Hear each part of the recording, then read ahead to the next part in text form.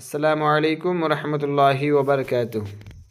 اب آئیے با مشق ادغام مع الغنہ، وہ بلا غنہ تھا، یہ مع الغنہ، پچھلے سبق میں بلا غنہ پڑھا ہے، اب یہ غنہ کے ساتھ ہوگا۔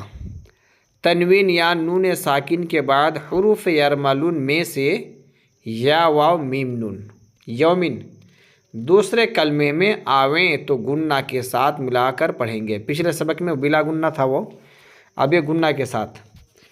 اس کو ادغام مع الغنہ اور ادغام ناقص بھی کہتے ہیں، ٹھیک ہے۔ تنوین یا نون ساکن کے بعد یہ 4 حرف آئے تو ادغام کے ساتھ غنہ ہوگا، جیسے ادغام یا ہی ہے، خیرًا یرہ، را یا کو پکڑے گا، اب یہاں تھوڑا دیر رک کے پڑھنا ہے، خیرًا یرہ لقوم یوقنون من یوم من یقول وجوہ یومئذ ان یشاء، جیسے پڑھا ہے ایسے ہی پڑھیں گے۔ یہاں پہ ادغام یا ہے نا، اب یہ ادغام واو ہے، یہاں پہ اس کو کیسے پڑھیں گے؟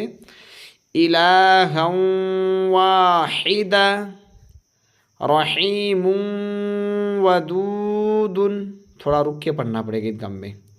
ان وہبت من ورائہم جنات وعیون موعد، جب میم واو کو پکڑے گا تو ادغام کر کے تھوڑا غنہ کرنا پڑے گا، رکنا پڑے گا۔ موعد، اب ادغام میم، رسول من اللہ صراطا مستقیما رحیق مختوم من مثلہ،